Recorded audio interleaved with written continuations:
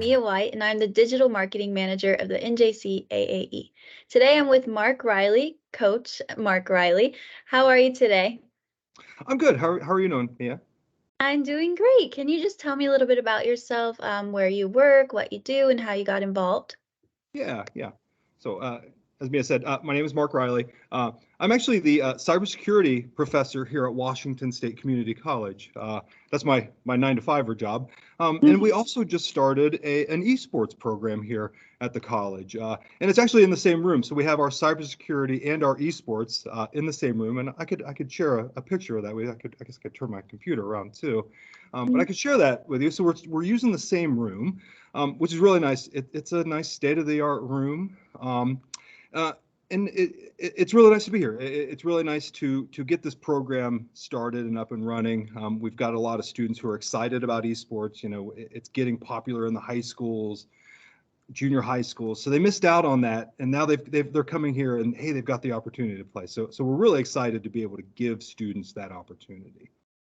Yeah, that's awesome. So, how did you get involved in esports and how did you kind of take that over? Yeah. Well, I think the tech person always kind of gets involved like automatically in esports. But I've always been a gamer. I've always been a gamer. I've always played video games, and I've always been into sports as well. It's just kind of a very unique thing that finally the traditional sports and the esports are now merged together, and we get to do cool things like competitive collegiate esports. So I think just kind of my job and position and my knowledge and everything, and the fact that I was a gamer and I played sports kind of led me to this. Um, and I kind of approach my teaching philosophy as the same as a coaching philosophy too. When I'm in the class, I'm coaching. I'm trying to help these students get better at being network technicians and cybersecurity analysts and things like that. So I try to take that mentality. It all just kind of worked out. Teachers and coaches were kind of the same. Hmm. You said that you've always been a gamer, so what was the first game you remember playing as a child or however old you were? Well, so I was of the generation where we hung out in the arcades. I was the ones pumping the quarters in. I guess my first one I was pumping quarters into Double Dragon and Rampage way back in the day. I was also the generation like we were the first ones to get the Ataris and the Nintendos. So I was definitely the ones that stayed up till 3 a.m. playing Duck Hunt and all that fun stuff. But I always tell my students like I'm one of the original gamers. I started off on the Atari and the Nintendo. I still play a lot of those games. I still pop open my Nintendo Switch every now and then and play some original Mario Brothers. Um, but I really love those games. I got into them. I've played many other games. One of the big ones that I've always played is I loved all the Diablo games. I still play a lot of the Diablo games. Me and my friends we play a lot of Diablo. Got into Counter-Strike a lot, and I'm trying to get into I'm trying to get into Overwatch more. I'm trying to have my students push me. I'm going to get there. I'm going to be an Overwatch player here soon. Yeah, I was just gonna ask about that, about which games that you guys compete in that you like, because I know that you guys recently won your first Valorant game, which is Yeah. exciting. Yeah, Congratulations. very exciting. Yeah, very exciting. And Valorant's another one of those games too. I need to get up to speed and play a little bit more Valorant. But as of right now, we've got a pretty solid Valorant team with a couple subs on our roster, so that makes me feel better. Same with Overwatch. We've got a good starting roster and we've got a few subs, so I feel like we've got a good team to build with. And we're kind of filling in from there. We've got some players playing some of the individual games at the tier 3 level. Our goal right now is to finish out the semester and be ready for spring. Our students are starting to get accustomed to the Gen Esports platform and the whole setting aside time for esports and school and everything. So our students are starting to figure out their schedules and get into it. So our hope is, come spring, we'll be ready to compete in as many of the tier 3 or tier 1 level competitions as we can. Definitely. How many total students are participating on your campus right now? Yeah. Actually, I just tallied it up the other day. I've got a nice Excel sheet running. We've got 22 students currently on the esports team, which I think is great, especially Yeah. since we literally just kind of started up over the summer. And I've got varying levels of participation. I've got students who are all about it, and I've got students who are trying to join in at least once a night or so. But I've got a good, like I said, I've got a good 22 starting there. I feel like that going into next semester, and then that again going into next year, we'll have a good team kind of ready to go, once we start getting back on campus. I think that was the big thing this year is, it took us a while once we started getting back on campus to kind of say, well, hey, we've got esports, everybody. And it seemed like we were 3 or 4 weeks into school before we really started getting the ball rolling. So I'm excited for the future semesters coming up. Yeah, that's super exciting. And you kind of touched on this a little bit, but how do your players prepare themselves for the NJCAAE championships? Yeah, we try to get as much practice as we can in, as much weekly practice, and you know, eh, playing on your own as well. If this was basketball, I'd be telling the students, get as much shots and stuff in as you can. We're trying to get as much scrimmages in as we can as well, um, and really, like I said, just practice as much as we can, play together as much as we can. I think that's one of my biggest worries is, my students, we haven't had much more than 2 months together. That's kind of when we play against another team that's been together for a year, I feel like we're kind of at a downside. So I think the big thing now is just getting my team accustomed to playing with each other, playing with the other players, getting into a good competitive game and getting tested. I think that's the big thing too. I'd like to see our team get tested, and I want to see how they react and deal with that adversity. But yeah, we're still just prepping and practicing as much as I can. I'm trying to teach the students how to watch VODs. We're trying to do scouting reports on, hey, we're getting ready to play this team. We're trying to, get our process down and together. So we're trying to take all the steps needed that teams go through to kind of prep and prepare and win. We want to win. Ultimately, we want to win these games. It's fun. It's fun when you win. Yeah, of course. And, even though you guys haven't been together very long, as long as you're putting the work into it, you have a good chance. So Yeah, that's good. yeah. So have any of your players' growth or stories stood out to you as a coach? And if so, why? I think I always talk about this, I've talked about it many times. One of the cool things that I love seeing and like just the growth of students is the friendships that they make. 2 months ago, I had a bunch of strangers in here. Now I've got people calling each other besties and doing the things that friends do, and it's always kind of a cool thing to see. I think that is growth.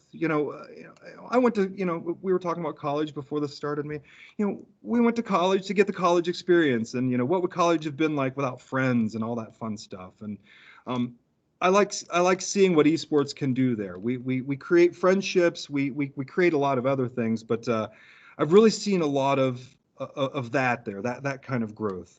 Friendships grow. Next thing you know, I'm seeing students in here in the lab studying together, helping each other with their schoolwork. That's the kind of growth that I'm seeing. They're supporting each other, they're helping each other, doing all that stuff. Making friends. Not everybody. It's not easy for everybody to make friends. I try to remember that. I try to remind myself of that. As not everybody can just walk in a room and make friends. And to see that happen to some students sometimes, it's always a cool thing to see. Oh yeah, especially in college, I feel like, I mean, personally, when you go to college, you don't know everyone. It's not like junior year of high school when you've been going to school with Yeah. everyone. So yeah, that's awesome. I'm so glad to hear that your teammates are making friends with each other. It's so important. Um, so, as you said, esports is not really your 9 to 5 job. So how do you balance everything in your personal life, your work, and esports? I guess just best I can. I mean, you've really, and I try to teach my students that you've really got to work on time management. You got to manage your time.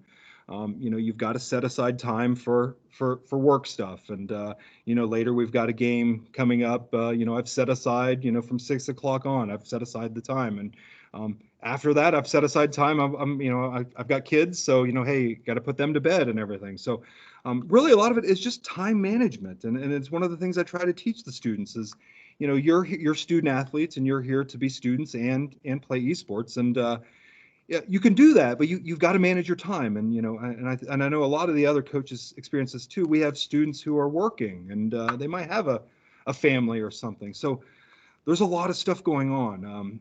I think it all just comes down to time management. We can't make more time in the day. I wish we could, but we can better manage our time, and we can set aside some time for all this. And that's what I'm trying to do the best I can. It's definitely a lot. Um, I do have some very supportive students who are really good at this, and uh, they're great students. That helps out when you walk into a classroom with some really good students too. So.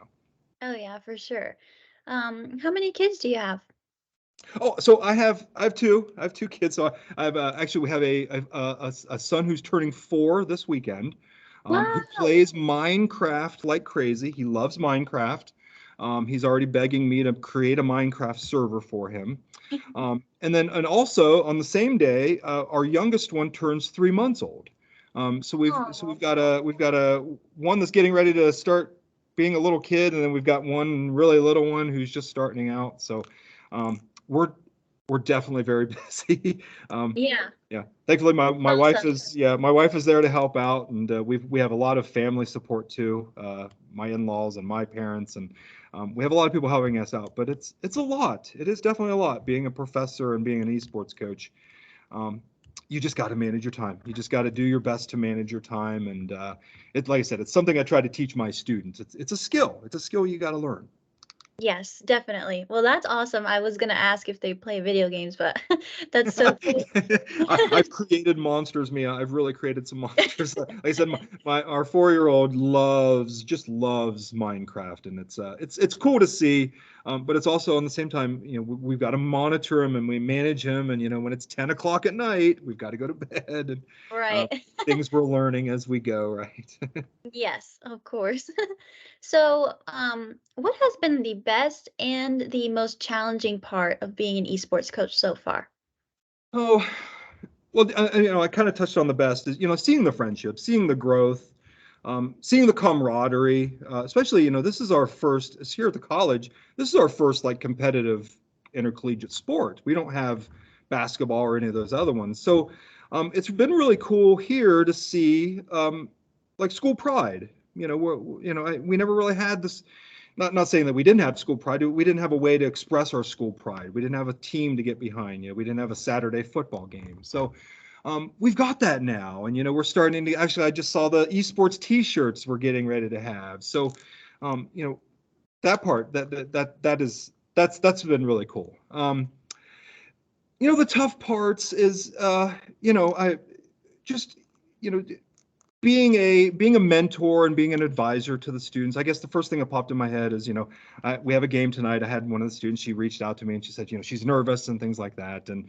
the new semester is starting up, and boy, classes are just kind of piling up. And um, being able to just kind of support the students there with everything that goes on, and kind of seeing their struggles sometimes. It kind of reminds me, we all struggled as college students, whether it be studying or eating right or exercising, and we all had those struggles. It's kind of tough seeing the students kind of struggle like that, but it is also nice to kind of see them overcome that, and just kind of it's cool to be their mentor, and kind of help guide them through that. But like it's kind of tough. I don't like seeing people stressing out and things like that. But again, on the flip side, and the same thing, it's cool to see the growth and everything, and watching students overcome some adversities. And I've got a few nursing students, and if nursing is not an easy major at all. So Right. seeing those seeing those students go through like anatomy and physiology classes, and making it through, and doing all that. I mean, that's really cool. Watching them struggle, of course, that's tough to see. But again, they make it through, and it's got a reward at the end. Absolutely. And plus, it's still fall semester, so like you said, things may be piling up and, whatnot, but come spring semester, they'll probably have it down and, find their own rhythm. So that's great. They keep pushing. Spring's a little easier anyway. I always tell the students, Yeah, spring's a little more laid back. The weather starts getting nicer. Your professors exactly. start getting a little more laid back. Exactly. That's so cool. Yeah. So, are any of your students on your team, like that are in your class and on your team? Yeah. And I guess, I like talking about that. I think a lot of people think that, oh, geez, Mark, is your whole team just all your cybersecurity students? Um, Not necessarily. I do have a lot of cybersecurity students and IT students. I mean, it just kind of goes hand in hand. We all like Right. gaming. But no, I have some nursing students. I have some business students. I have liberal arts students. We have a whole range of students. We have some we have some Army vets who are in this, so some older students. I have some younger students just out of high school. We've got guys and girls, which I'm really happy about. Um, we have a very heavy female population here on our college campus. I think we're a little higher than most others. So I was very, very encouraged to see a very high interest and turnout from girls in esports. Our Valorant team has 2 starters on the team that are girls, which is really cool to see. It's awesome to see. I like seeing. I mean, that mimics the real world that we're in. When you go to Yeah. work, we're working with guys and girls. It's all together. I mean, it's all together. That's the team out there. Mhm. So we're seeing that here. Especially in a game and a sport that is predominantly male. I love seeing that we've got girls involved in all the different games, in Overwatch and in Valorant, and I think we have a couple with Super Smash Brothers, and just seeing that, it's really nice. Yes, it's very good. It's good to have a good mix and kind of bounce off of each other. So that's awesome. How do you go about recruiting students onto the team? I, that's actually one of the things I like doing the most, I think. So and especially it's coming up on that season now where, being a professor, I'm going over to high schools and community or career centers and talking about cybersecurity. For me, it's kind of now I kind of I wear 2 hats. I'm coming in to talk about cybersecurity, but I'm also coming in to talk about this cool esports opportunity as well. No, I really, really enjoy the recruiting side of things. I enjoy talking to students because usually if you say esports, you've got their attention. Yeah. They want to talk. But just, talking to them about gaming, talking to them about the opportunities, because, especially here on the junior college level, there's a good opportunity that one of our students can continue on and go to a 4-year school. That's the norm. That's like, I think if you would have said that 10 years ago, we would have been like, that'll never happen.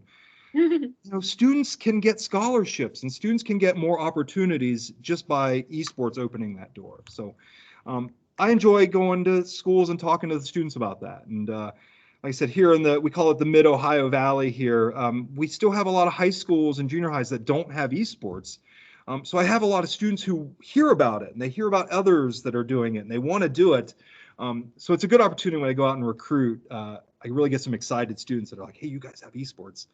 I want to be involved with this. So Yeah, that's super cool. Kind of going off of that, this is my last question, but no, no worries. um, what advice do you give people that want to join esports but maybe aren't sure or maybe are, shy, kind of how we were talking about before? What advice would you give them?